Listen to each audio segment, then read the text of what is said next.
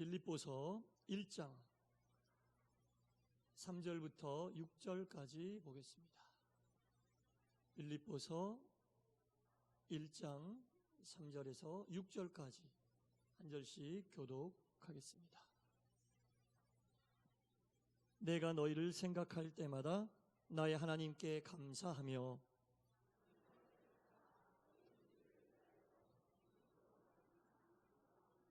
너희가 첫날부터 이제까지 복음을 위한 일에 참여하고 있기 때문이라.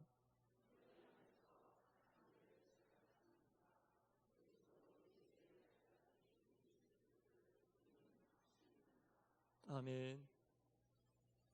주님의 평안이 여러분 모두에게 임하시기를 간절히 축원합니다. 오늘은 어린이 주일이고 청소년 주일입니다. 말씀의 제목이 우리 안에 시작하신 착한 일, 선한 일이라는 제목인데요. 하나님께서 우리 동산교회와 여러분 그리고 동산의 모든 자녀들에게 허락하시고 시작하신 선한 일로 인하여 우리 어린이와 청소년, 청년과 장년 전 세대가 주님의 이름으로 하나 되어 하나님 보시기에 합당한 교회가 될 수 있기를 주님의 이름으로 다시 한번 간절히 소원합니다. 아멘. 이 빌립보 지방에 하나님 말씀이 전해졌습니다. 빌립보 지방에 하나님의 말씀이 전해졌을 때 최초로 믿음의 공동체를 이루었던 사람들은 루디아와 루디아의 가족, 그리고 귀신 들렸던 여자, 그리고 바울과 실라가 투옥되었었던 간수와 간수의 가족들이 빌립보 지방의 초창기의 믿음의 공동체를 이루는 그 구성원들이었습니다. 처음에는 루디아의 집을 성소 삼아 하나님께 예배를 드렸습니다. 그 작은 예배부터 시작해서 하나님이 그곳에 그들로 인하여 선한 일을 시작하셨습니다. 착한 일을 시작하셨습니다. 그때부터 이 빌립보 교회 신앙 공동체는 영적으로 성장하고 양적으로 성장하게 되었고, 하나님께서 보내신 바울과 함께 하나님이 주신 선한 일을 합력하면서 내가 하나님의 선한 일 안에 거하고 있음도 깨닫고 내가 하나님의 선한 일을 이루는 도구임도 깨닫고 그러면서 믿음과 신앙이 성장하게 되었다라는 겁니다. 아, 하나님의 선한 일이 이것이구나. 뚜렷해졌어요. 시간이 지나고 흐를수록 하나님의 선한 일이 무엇인지 그 일에 동참하는 모든 성도들이 뚜렷해졌다라는 겁니다. 특별히 바울이 감옥에서 고난당하고 있을 때 그 바울을 섬기고 함께 기도하면서 하나님의 선한 일이 이루어져가는 것이 어떤 것이라는 것을 이 빌립보 교회 신앙 공동체의 구성원들이 잘 느끼고 합력하게 되었다라는 겁니다. 그러나 이 믿음의 공동체라는 것이 항상 꽃길만 갈 수 없잖아요. 사람들이 모여있는 곳이기 때문에 그렇습니다. 때로는 복음의 본질이 아닌 비본질에 집중하는 사람들이 생기고 그 비본질이 본질을 앞서가려고 하다 보니까 성도들 간에 갈등이 생기고 공동체가 분열될 것 같은 위기를 맞이하기도 했다라는 겁니다. 이 소식을 로마 감옥에 투옥되었었던 바울이 듣게 됐습니다. 그래서 바울이 로마의 감옥에서 빌립보 교회에 있는 감독들과 교회 지도자들과 또 모여있는 성도들에게 편지를 썼습니다. 그것이 바로 빌립보서입니다. 빌립보 교회에 있는 신앙의 공동체가 바로 서기 위하여 복음의 본질에 집중하기 위하여 흔들리지 않고 분열되지 않고 갈등하지 않고 하나님이 알려주신 방법에 의하여 하나 되기를 간절히 원하는 마음으로 사도 바울이 쓴 글이 바로 빌립보서다라는 겁니다. 오늘 본문을 보면 초반에는 이 바울이 빌립보 교회 교인들을 얼마나 사랑하는지 아주 애정이 뚝뚝 떨어지는 그런 표현들이 많이 나옵니다. 내가 너희를 생각할 때마다 하나님께 감사하다. 내가 너희와 만난 것은 하나님의 은혜요. 하나님이 만나게 하셨기 때문에 감사하다. 그리고 내가 너희를 위하여 간구할 때마다, 너희를 위하여 기도할 때마다, 너희 무리를 위하여 기쁨으로 항상 간구한다. 바울은 지금 감옥에 있는데 빌립보 교회를 생각할 때마다, 그들을 위하여 기도할 때마다 넘쳐나는 기쁨을 주체할 수 없다라는 겁니다. 이 사도 바울이 여러 교회를 세웠고 소아시아 지방을 다니면서 복음을 전했지만 특별히 빌립보 교회에 관한 애정은 남달랐습니다.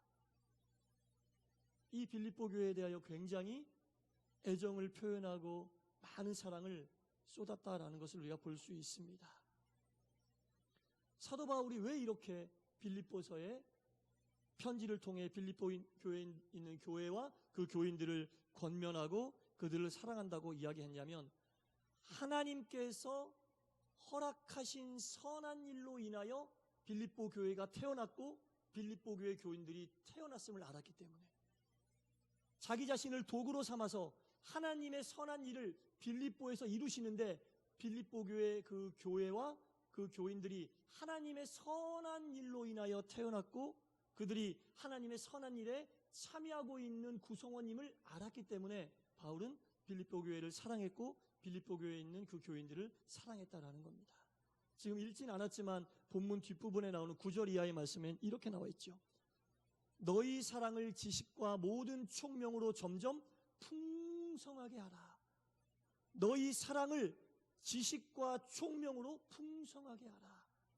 사도 바울은요, 하나님께서 주신 선한 일이 빌립보 교회와 교인들 안에서 점점 풍성하게 되기를 원했는데, 그 풍성하게 되는 선한 일 가운데 가장 먼저 내세운 것이 사랑이었습니다.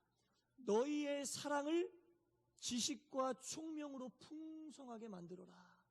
하나님의 말씀으로 너희에게 주어진 선한 일인 그 사랑을 더욱 풍성하게 만들어라. 언제까지 하면 되느냐? 그리스도의 날까지, 예수님의 날까지 그리스도의 사랑을 너희 안에서 지식과 총명으로 풍성하게 해라라는 겁니다. 하나님께서 행하시는, 하나님께서 시작하신 많은 선한 일 가운데 가장 먼저 행해야 될 일이 바로 사랑이다라고 이야기하고 있습니다. 사랑을 지식과 총명으로 풍성하게 해라, 이렇게 말씀하고 있는 겁니다. 교회는 하나님이 시작하신 선한 일로 세워졌고 여러 가지 선한 일을 감당해야 되는데, 그 중에 가장 중요한 일이, 교회가 감당해야 될 가장 중요한 일이 바로 사랑이다라는 겁니다. 사랑에 의하여 우리가 죄의 속박으로 풀려났기 때문에, 자유인이 되었기 때문에 그 사랑으로 우리가 하나 되어야 한다라는 겁니다. 바울이 이야기하는 사랑은 세 가지로 나눌 수 있습니다. 첫째는 하나님과 나와의 사랑, 나와 나와의 사랑, 나와 옆 사람과의 사랑, 이 세 가지로 나눌 수 있습니다. 하나님과 나와의 사랑이 온전히 이루어져 있는지, 지식과 총명함으로, 내가 나를 정말 사랑하는지 지식과 총명함으로, 내가 옆에 사람을 사랑하는지 지식과 총명함으로, 지식과 총명함은 하나님의 말씀을 이야기하는 겁니다. 이 사랑에 대하여 좀 더 구체적으로 설명을 드리면, 내가 하나님을 사랑할 때에 어떤 태도를 갖는지, 내 영적 태도를 얘기하는 거예요. 내가 나를 사랑할 때 어떤 마음, 어떤 태도로 나를 사랑하는지, 내가 옆에 사람을 사랑할 때 어떤 마음, 어떤 태도를 가지고 있는지, 영적인 태도가 사랑입니다. 여러분, 이거 분명하게 알아야 됩니다.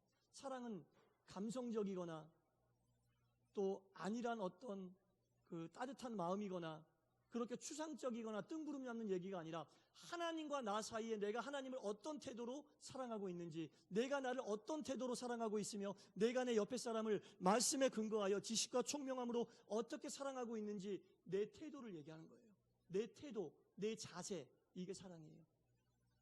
하나님 앞에 서 있는 내 자세가 정말 사랑한다고 할 만한 자세입니까? 내가 나를 정말 사랑하고 있고 또 내가 옆에 사람을 대하는 이 태도가 사랑이라고 이야기할 수 있는 그러한 태도인지 돌이켜보라는 얘기입니다. 사랑은 자세이고 태도다라는 겁니다. 영적인 자세이고 영적인 태도다라는 겁니다. 바울은 빌립보 교회 성도들이 이런 사랑 안에서 성장하고 성숙하기를 간절히 바랬다라는 겁니다. 사랑의 얘기가 나왔으니까 조금 더 디테일하게 말씀드리면, 이 사랑이라고 하는 감정은 영적인 태도인데요, 영적인 태도는 어떠한 것이냐? 자, 우리가 말씀을 통해 몰랐던 것을 듣고 알게 됩니다. 알아요? 근데 아는 것을 마음으로 이해하고 받아들여야 됩니다.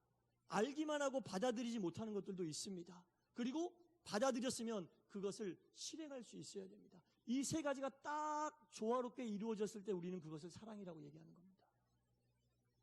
아는 것과 이해하는 것과 행하는 것이 하나가 됐을 때 이게 사랑이에요. 하나님에 대하여 알고 하나님의 사랑을 마음으로 받아들이고 하나님 사랑하는 것을 행동으로 표현할 수 있으면 그거 하나님 사랑하는 은혜로운 영적인 태도예요. 내가 내 자신을 생각할 때도 마찬가지입니다. 예.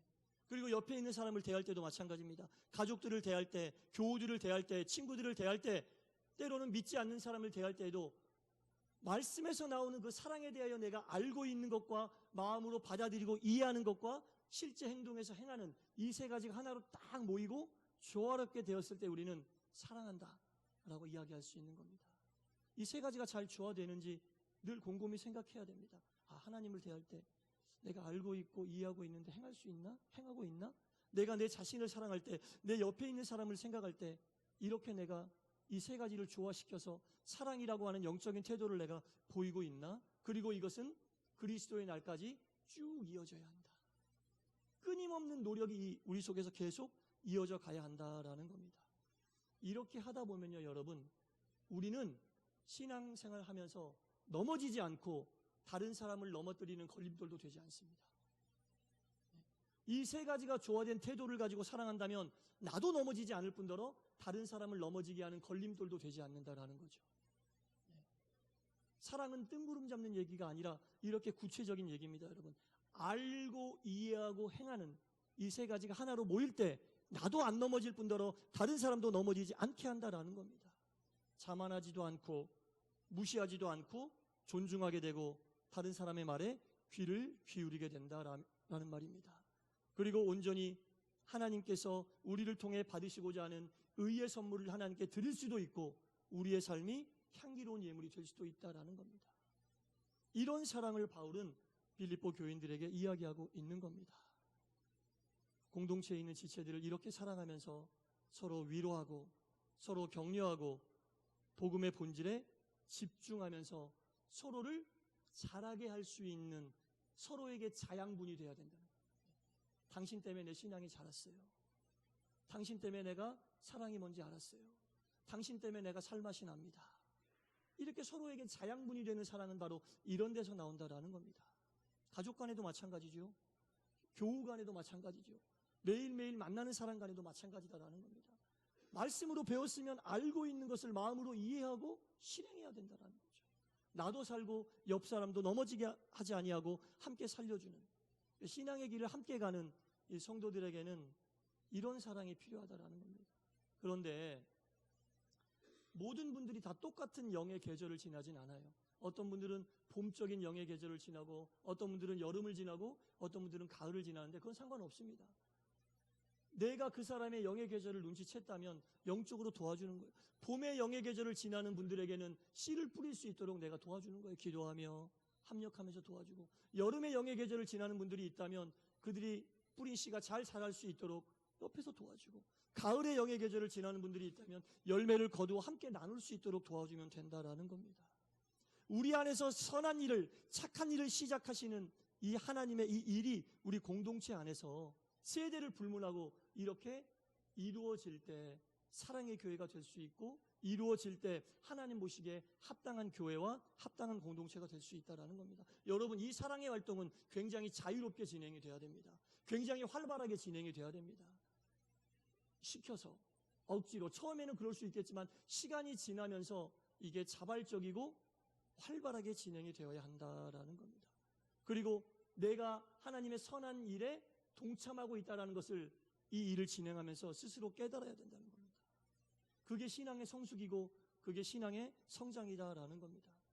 신앙이 성숙되고 성장되면 나타나는 큰 증거가 하나가 있는데요. 그게 뭐냐면 우리의 신앙이 하나님이 우리 안에서 허락하신 선한 일을 이렇게 진행하고 사랑하면서 내가 하루하루 살다 보면 내 믿음과 신앙이 수동적으로 바뀌게 돼요.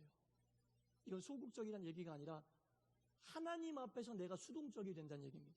내가 하나님을 앞서가지 않으려고 하는 마음이 딱 생긴다는 거예요.